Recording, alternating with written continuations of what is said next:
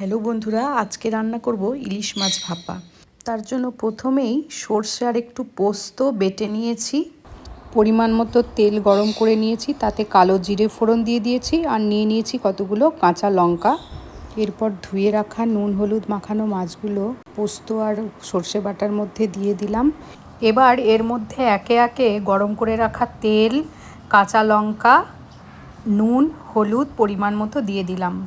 এরপর সব কিছু ভালোভাবে মাখিয়ে নিয়ে গ্যাসে বসিয়ে দিলাম। প্রথমে একটু ফুটিয়ে নিলাম, তারপরে হালকা আঁচে ঢাকা দিয়ে বেশ খানিকক্ষণ রেখে দিলাম। মিনিট 15-20 হালকা আঁচে বসিয়ে রেখে দিলে ইলিশ ভাপা একদম রেডি। মেয়ের তো ইলিশ মাছে অরুচি হয়ে গিয়েছিল, কিন্তু আজ ইলিশ ভাপাটা শুধু মেয়ের নয়, বাড়ির সকলেরই ভীষণ ভালো লেগেছে। ইলিশ মাছ হলেই তো পেটে দুমুঠো ভাত আরও বেশি যায়। আজও তার ব্যতিক্রম হয়নি।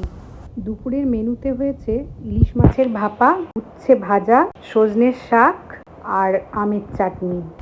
ইলিশ মাছে আদা রসুন পেঁয়াজ কিচ্ছু লাগে না, আর এভাবে ভাপা করে দেখবেন, ভীষণ ভালো লাগবে। আমাকে ফিডব্যাক জানাতে ভুলবেন না কিন্তু। এখনকার মতো এইটুকুই বন্ধুরা, দেখা হবে আবার পরবর্তী ভিডিওতে। সকলেই ভালো থাকবেন, সুস্থ থাকবেন।